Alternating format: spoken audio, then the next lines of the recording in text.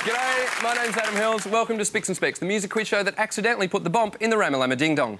Our two team captains each and every week are the midnight juggernaughty Alan Bro and the fleet foxy Miff Warhurst. Alan's first guest tonight is a singer and actor who has worked with Phil Spector, Sam Cooke, The Beach Boys and Elvis, and also played Danny Glover's wife in the Lethal Weapon movies. She might be a great-great-grandmother, but she's not too old for this shit. Please welcome Darlene Love.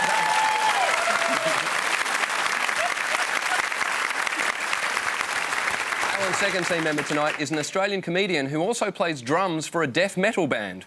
It's good to know that if the comedy doesn't work out, he's got something stable to fall back on. Give it up for Steve Hughes. Miff's first guest tonight is the frontman for Aussie rock group Kiss Chasey, who once started a concert in Melbourne by yelling out, "Hello, Sydney." Please give a big rock whiz welcome for Darren Cordeaux. This final guest tonight is a stand-up comedian who has lived for 12 years in London but still has his Georgia accent. He's from the deep south, in it. Please welcome Reginald D. Hunter.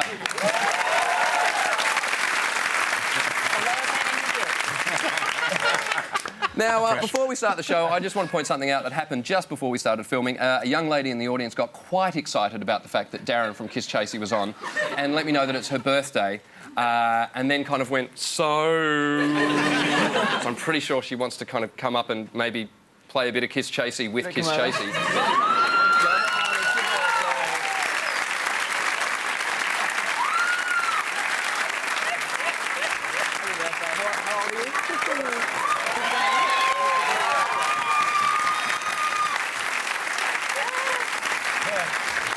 That's impressive, man. Not every man has that much pull with 15-year-old girls.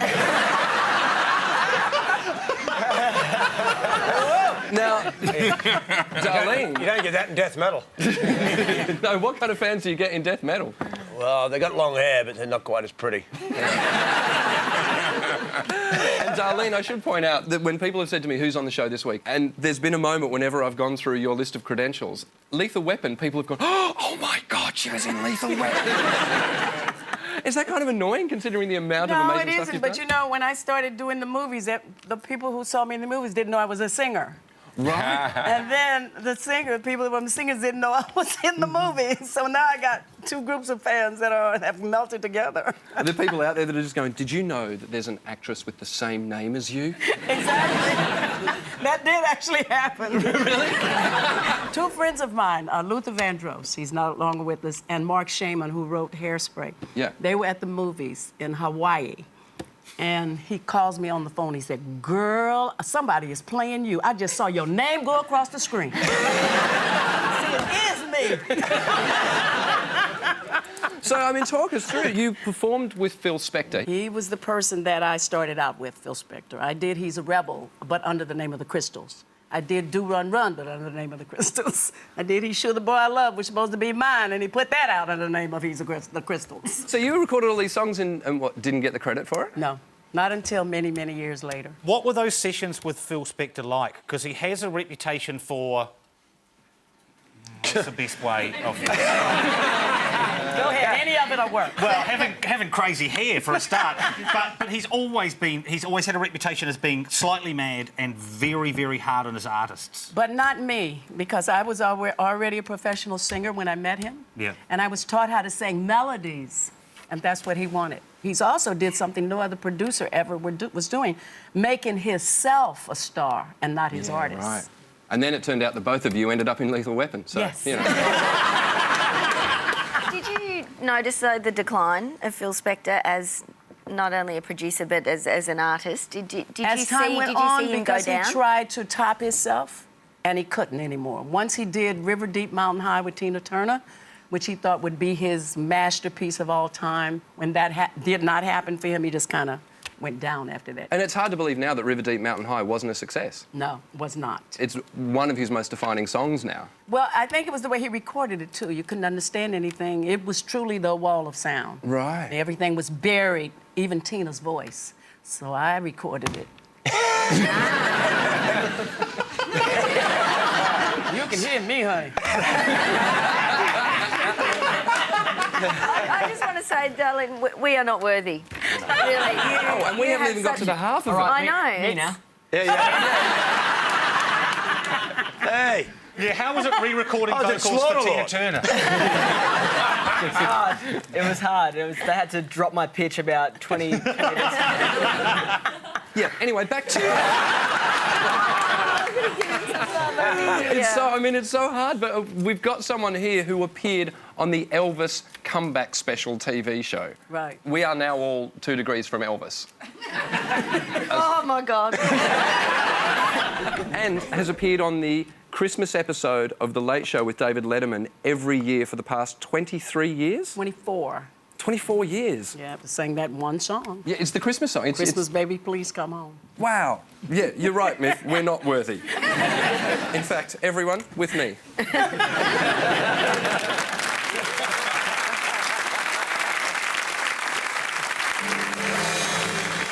The first game tonight is called Know Your Product. Myth and Alan are going to pick a topic. Everybody will be quizzed on that topic. Your choices tonight are 90s Oz rock, top 10s, ska, and Muzak. Myth, you can pick the first topic tonight. We are going to go for 90s Oz rock. Okay. Man, I'm so glad we're doing 90s Oz rock, because back in the ghetto, that's all we listened to. Last time I was home, my cousin was like, hey, man, when last time you heard some Oz rock? Good pick, Myth. Yeah, good pick. Just for you. Alan, which topic would you like? We'll have top 10s, please. oh, that's good for us too, because I was in Slaughterlord. We've had heaps of top 10s. All right, we'll start with 90s Oz rock. Everyone on your buzzers, Okay. let's play Speaks and Specs. Your first question for 1 point. Instead of going to parties, discos, concerts or tribal raving, which 90s Brisbane band would, quote, rather dance in ugly pants in the comfort of a lounge room in suburbia? Yes. Reg? The Clash. Yes? Regurgitator? Regurgitator was what I was looking for. Mine. That's right, baby. You gotta keep this up. See, this is how you gonna be better than Darling Love. This how you... Totally. Listen to your coach. That's right, boy. Man, pretty soon we're gonna come up with a category of 90s Oz soul, and I'm gonna be right all over that. Next question. Adelita fronted 90s rock legends from Geelong Magic Dirt. For 2 points, what is Adelita's last name and how do you spell it? Yes. How do you spell it? I don't know that one. It's on the tip of my tongue. What is it? Stredskin. It's Stredskin or something like that. And I feel really bad. I want to feel it. Leather butt. No. The Clash. Starts with an S and an R. Yes, it does. Yeah. Yep, Ends so with an N? Yes. That's half a point. that's half point right there. Come on. No, there's more in it than that, though. Hey, Alan. Get careful. Hang on. You call me Alan again, you lose the point. Do you know where you are? Excuse me, very different white guy. Okay, Myth, what was the name you were throwing at me? Sresken. The name is actually Sursen, and I'm going to give you a point for getting very close.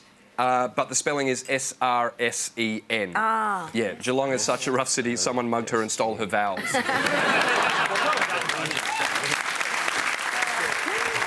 I said, you get one more point on them, they're gonna feel the pressure. Finally, in 1999, these 3 Australian songs topped the Triple J Hottest 100 list. For 3 points, wait to the end, name all 3. There's a little man that sticks in my mind. Is a pain in the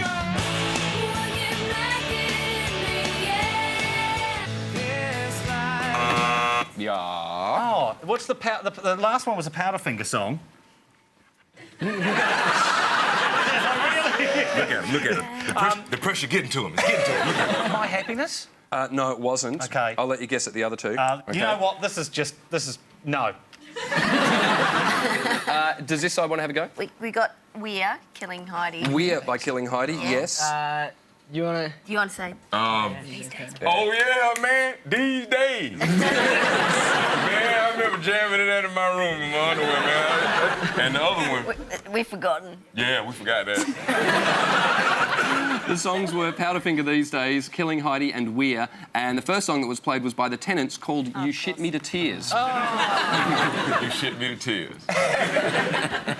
Is that an American saying? No, that's not. I don't hear that in America. No. You hear other stuff like you piss me off, or you have farted me into oblivion. But you shit me. That's just wow, man. But you shit me to tears. Wow. I wouldn't even know how to say that to another American, really. Now, look, before we move on, Darren, I want to talk about the name of your band. You've called your band Kiss Chasey. Ah, sigh. Go on. Is this... yeah. Kiss Chasey, and again, I'm not sure if the Americans know this, Kiss Chasey was certainly a game that we played as kids in I Australia. thought you meant the band. They wouldn't know either. I don't know, you across Kiss Chasey? Probably the band, right? Yeah. Listening to that. Man, that's why I'm so honored to be sitting with my boy from Kiss Chasey. We're gonna take a picture and send it back to Georgia, and then they are going to be envious.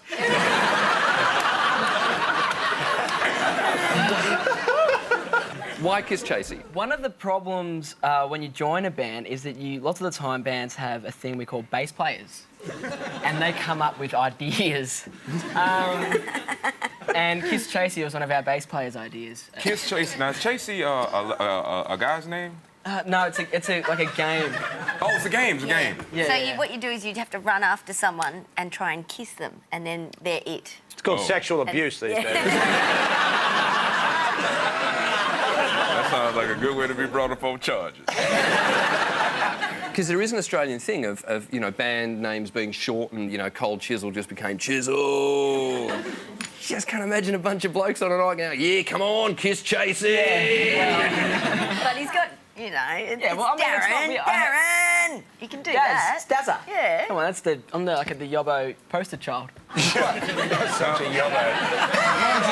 Mind you, we're all making fun of your name, Kiss Chasey. You're the only one that got a young girl out of the audience up to give you a hug, so maybe we should just Exactly. shut up. I will point out once again that she was 15. So, okay, let's just hold some perspective here, okay? And the other thing over here is we've got a drummer from a death metal band. What are the names of your bands, Steve, that you've been in? Slaughter Lord. I love that name. Yeah. Slaughter Lord, Mortal Sin, Nazul. What's Nazul? It's a word we made up. Are there rules to coming up with a metal band name? Because they're always a little bit hilarious sometimes.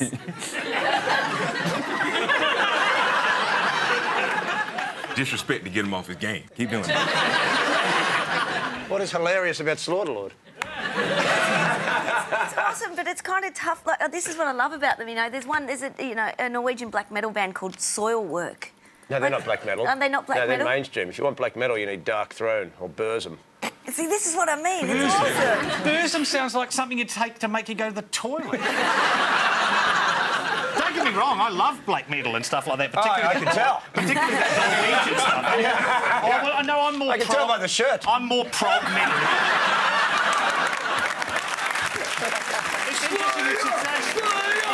It's interesting because this is what happens when a Nazul is sick all over the front. All right, let's move on to top 10s. Your first question for 1 point. In 1981, Queen had a top 10 hit in over 10 countries with Under Pressure, featuring which other... Yes? I didn't push it. David Bowie. David Bowie is the correct answer, yes. Yeah. Next question. Have a listen to the two Righteous Brothers songs that were top 5 in Australia in the 60s. For 2 points, name them both. Oh, hang on. Yeah? Love and Feeling. Yes. Was the one that we didn't get to play. So that first one... Oh. From the Ghost, where is it? Where they're doing the Perhaps you should reenact that. I think they just were. I'm going to throw it to this side. Yeah, I'm you've got to afraid. throw it to that side. Yeah. Unchained Melody. Unchained Melody was a song, 1 point each side. Is it true that you dated Bill Medley from the Righteous Brothers? For 3 years. Wow. And you didn't I'd even be know his proud. other I didn't song. know that. Wow. You have lost that love and feeling. Your next question for 3 points. Name the 3 most successful songs released by ex-Beatles in Australia. I'll give you a clue. They were all released by different members. Yes. Okay. Imagine. Yeah, keep going. My Sweet Lord. Yes. Oh, Mull of Kintyre. Yes. But that was, so that was... So Paul McCartney with Wings, but yes, Mull of Kintyre. George Harrison, My Sweet Lord. But the John Lennon one wasn't Imagine, so I'm going to let these guys have a go. Give Peace a chance. No. Woman? No. Oh, Chris. you know something's wrong. No, don't. No, they ain't. You know that. Was that your John Lennon impersonation? Yeah. Do it again. This is the best thing I've ever seen. I have a feeling that I am being made a fool of.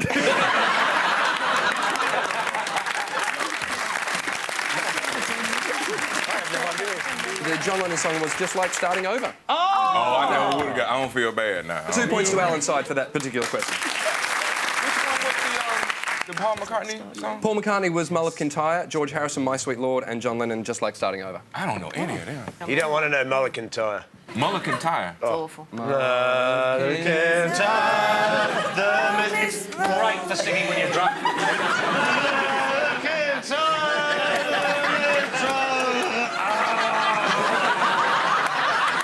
And even when you're doing that, but people go, oh, that song. Now, Darlene, we've mentioned a few of the acts that you've performed with over the years, but just really briefly, like, what was it like working with Elvis? Wonderful, because he was very nice. He loved gospel, and because I came from a gospel background, when we were doing his 1958 special, they would give us like a 15-minute break. He'd go get his guitar, and he'd say, come on, girls, let's go sing. We'd go in the corner and start doing all these, do you know this one? And we would sing all these songs, and it would be time for his break to be over, and he'd say, yeah, in a minute. And we just keep on going for another 15 or 20 minutes. Wow. With gospel songs. He loved gospel. And what about the Beach Boys? What were you doing with them? I did In My Room with them.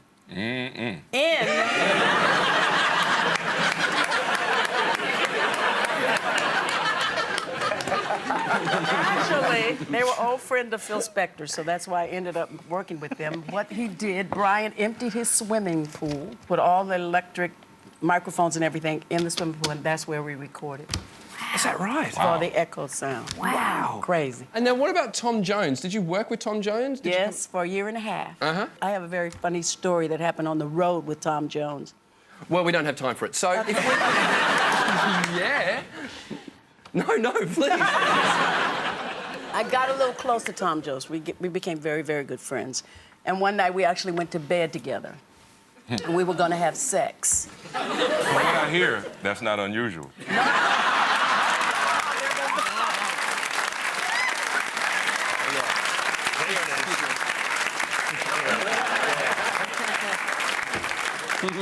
So, wait a minute, can I just say something that I never thought I'd get to say in my life? So, you're about to have sex with Tom Jones, and then what happened? No, I actually gave up on him because of the fact he talked too much. Now, when you say he talked too Hold on, much... let me finish. This is my story. I want to... When I say talk too much, he talked about other women he had. Oh. So I said, honey, it's been nice, but I see you. And I put my clothes on and went back to my room. Oh, so he talked about other women before he had sex with you? Right. Yeah, you don't supposed to run the playbook like that. I ain't gonna get in his playbook. Yeah, I hear you. And we became very good friends after that. Because I was probably the only woman that ever turned him down. Now, after you put on your clothes and walked out, did he get mad? No. But he was like, chicks walk out No, with he me all just the did. time. He just laughed. He just laughed. And then the next day on the airplane, he had his own airplane at the time. He said, you know what? You it. You the first. You the first. You the first. Why would he do that? It's not like that's gonna make you hotter. Yeah. Like, ooh, you had sex with Dolly Parton. I can't wait to get this shirt off. When he talked about other women, did he name names? Yes, but I ain't naming them on this. One of them was my friend. No. Did you know the friend had been with him? Yes! You knew before he said it? Yes! Oh, okay. what that also means, Tom can't keep no secret either. There ain't no refrigerator. Yeah. Oh, yeah. What he know, he let go. Oh, I thought when you opened them up, a light came on. I was incredibly confused by that. At the end of the first round, the scores are Alan, Darlene, Steve on 4 points, Miff, Darren, Reggie out in front 5 points.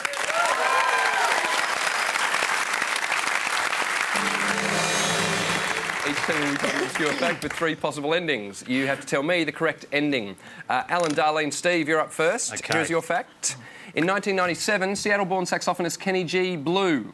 Tom Jones. Oh, sorry, I didn't... Well, Tom Jones told me about it when I was... He was actually getting ready to blow Tom Jones, and then he told you about Kenny G, and then he just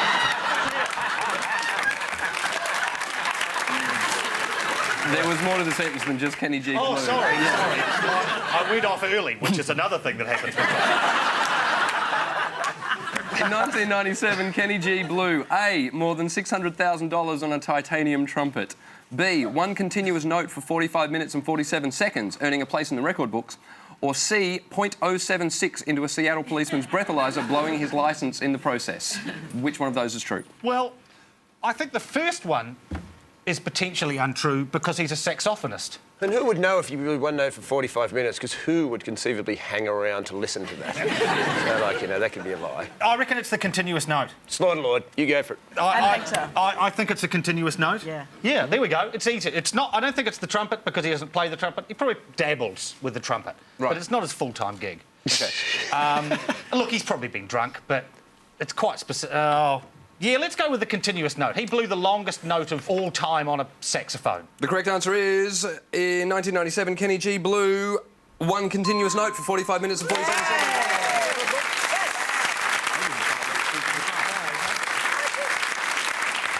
How would you do that? Circular breathing? Circular breathing. Yep. Okay. And the only way you can listen to it is with circular ignoring. Little known fact is that Kenny G was one of the original investors in Starbucks. Yes. The similarities between Starbucks coffee and Kenny G are easy. Bland, available everywhere, and too much of it will give you the shits. Miff, Darren, Reggie, here's your fact. In the Middle Ages, the Catholic Council outlawed A, humming, as it was considered feeble and time-wasting. B, the recorder, or as it was known, Lucifer's flute.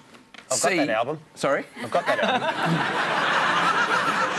I think it's the most recent Kenny G album. C, the tritone, which is a combination of musical notes, also known as the devil in music. Which one of those was banned in the Middle Ages by the Catholic Council? Well, I cannot imagine that humming would be banned for any reason. Humming It's is preferable to the recorder. I think the recorder Yeah. is the devil's flute. Yeah, true. It's an awful sounding instrument. The tritone sounds like something that they would be upset with because it would be, I don't know, like a the combination pitchfork. of notes that they don't like hearing. Could be some sort of Can dissonance. we have an example of a tritone? Well, you could do it now. You do one note and I do one note and like, nah. Nah. So basically, they hated artists warming up before a gig. We don't know. We've got no idea. I think we should go with C. I got a good feeling about C. It sounds evil. So what's your... I reckon it's C. I've just got the feeling that they would fear something like that. Lady's real good with instincts. We should follow her. Okay. Are you happy with that? Totally I know you want recorder, but I'm going to go with C. The correct answer is, in the Middle Ages, the Catholic Council outlawed C, the tritone, a combination of musical notes, also known as the devil in music. Last week, there's a Slayer album named after it. Sorry? There's a Slayer album named Oh, after it. really? Yes, Diabolus in Musica. That's it. Which is, basically, look, I'm not very good at music, but I've got a keyboard here to try and explain what the devil's tritone is. Oh. Okay, so basically, it's 2 notes spread out at a distance that doesn't quite sound right. So, if I'm correct, this sounds kind of nice. Yeah. And this doesn't quite sound right. That is the devil's tritone right Yeah, there. yeah. That sounds much better. That sounds like... Let's check by the look on your face how you feel about this, Steve Hughes.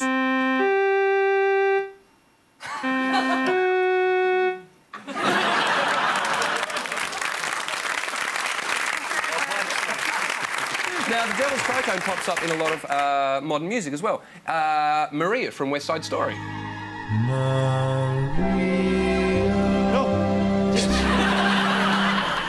also The Simpsons.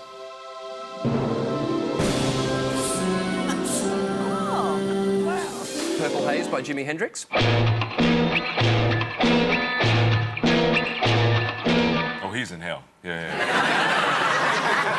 For those of you that believe the Apple Corporation are indeed evil, when you play those two notes together, you get the Apple Mac startup music, which is this.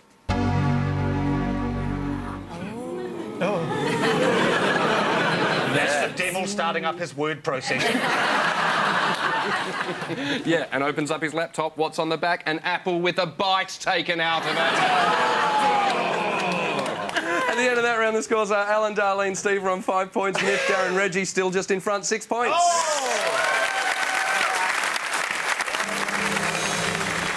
One member of each team will be singing well-known songs using the words of an unrelated piece of text. Your teammates have to identify those songs. Darlene, you'll be singing first for Alan and Steve, and you'll be taking your lyrics from Why Cats Paint. That is your book. Let's see, those are your songs. Ladies and gentlemen, Darlene Love. Why cats paint? Because they're shit at typing. Song 1, please. Pepper's first work with moisturizing cream on a dressing room table was completed in 1981. And when it lacked my clear form... Only for this side, sorry. Sorry, keep going again. But that was good, though. They under pressure now.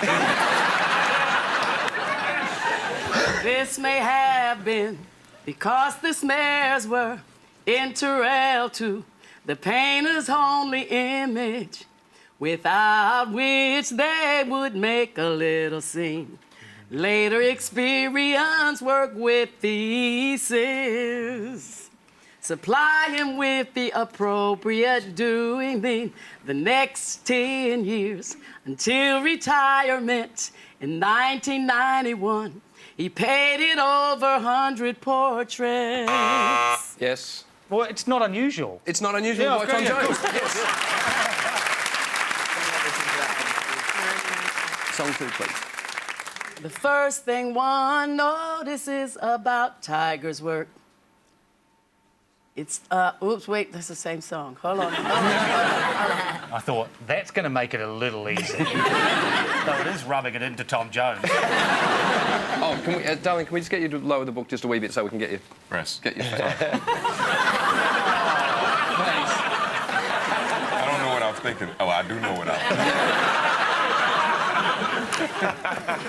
thinking. Do first things one notice about Tiger's work.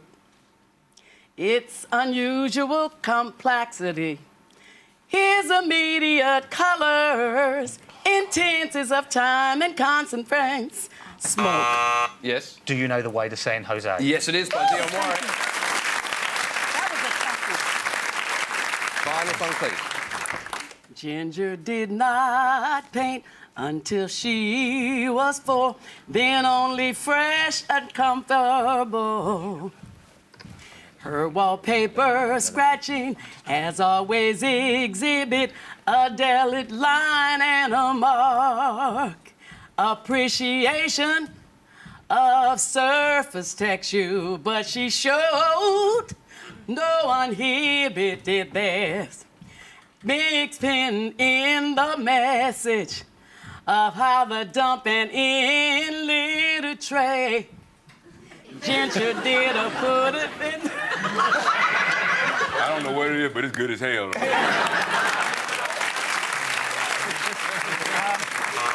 Yeah. Put a little love in my heart. Put a little love in your heart. Yes, on, bro. 3 points out of 3.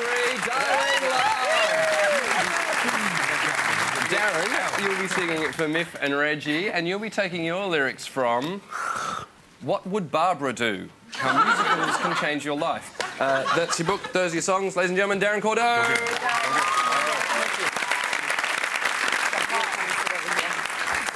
Really nervous going on after you. It's really nervous going on after you. Brilliant TV. That's good. Yeah. That's right. sure. Make a joke about it. It's good.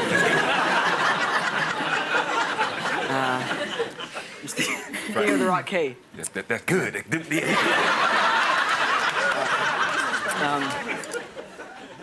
at low points she was to think of this moment and ask herself what would Barbara do in... Yes, Reggie. Madonna's Like a Prayer. Yes, it is.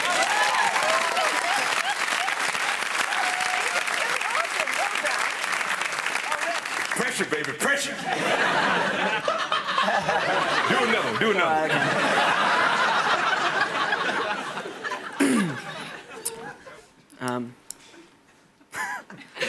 Take your time, get it right. Wait till you feel it. All right.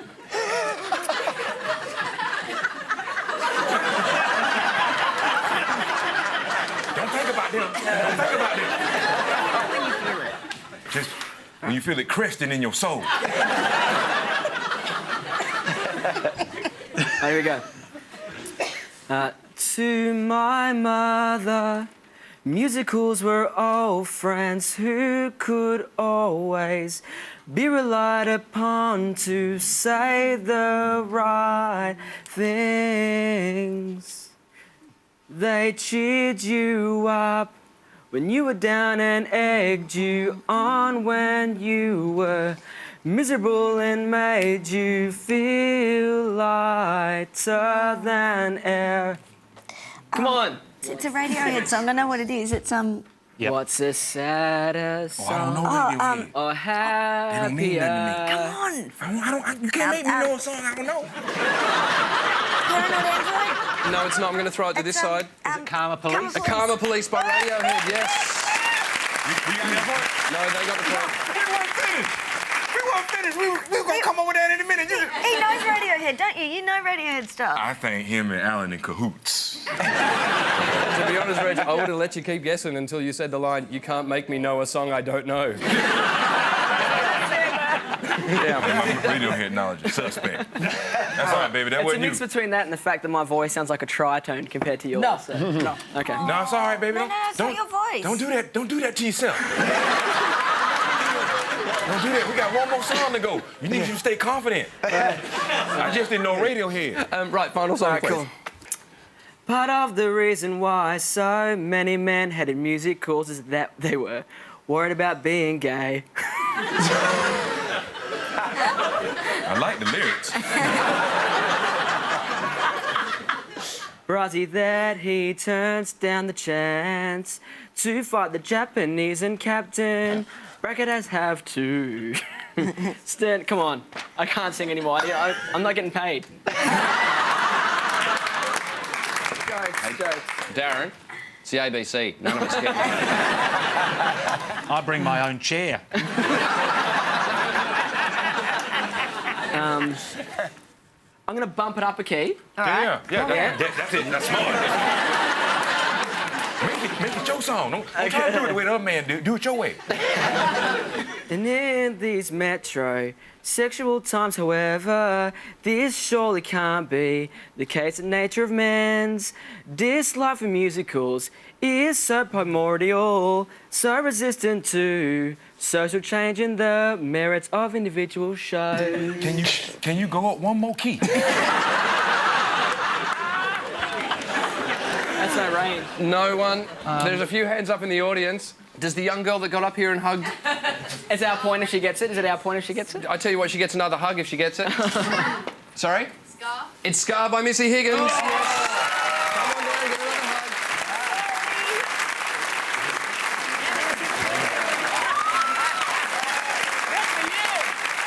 What's the scope? Oh, you're not going to like it. Oh, Miff, no. Darren, Reggie are on 7 points. Alan, Darlene and Steve have hit the lead, just 9 points.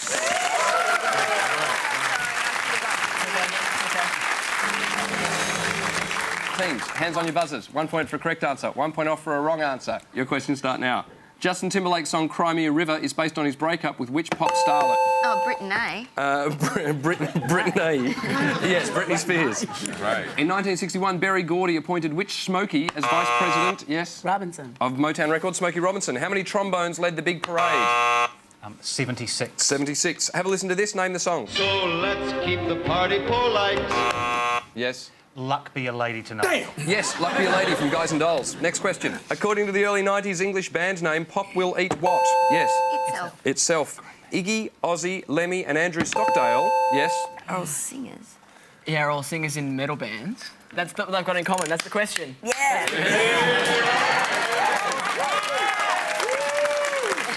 we won. Let's go home. The rest of the question was, all make guest appearances on the 2010 self-titled album by which Guns N' Roses guitar god? Slash. Slash. According to the Carole King breakup song, it might as well rain until when? Tuesday.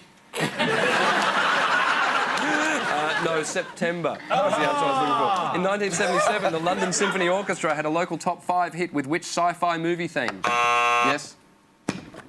Doctor Who. No, Star Wars. In 1994, R.E.M. posed the musical question, what's the frequency Kenneth. to whom? Kenneth, and your final question. According to popular folklore, Mozart once wrote a piece of music that could only be played by using all 10 fingers and what other appendage? We'll leave that one with you. Penis. The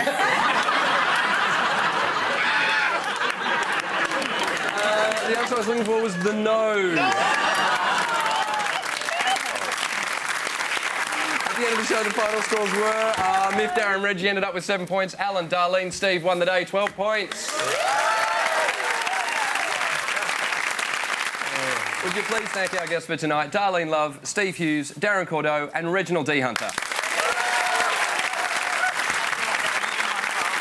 And of course, our 2 team captains, Alan Bro and Miff Warhurst.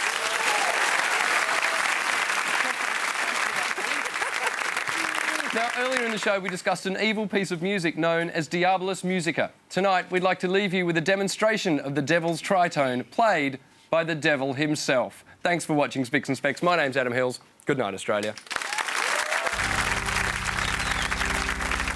Now you're under my control. My demon heart is black as coal. So here's a riff to steal your soul. The Tritone! It's how I get my dirty fix, this interval of wicked tricks. It's 1, 2, 3, 4, 5, 6, 6, 6, the Tritone! Bow down before your evil lord and join his hot harmonic chord. You can't deny his perfect chord. The Tritone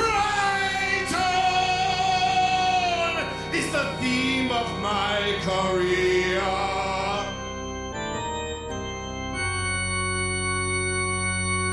The most malevolent sound that you ever heard. Maria, Maria,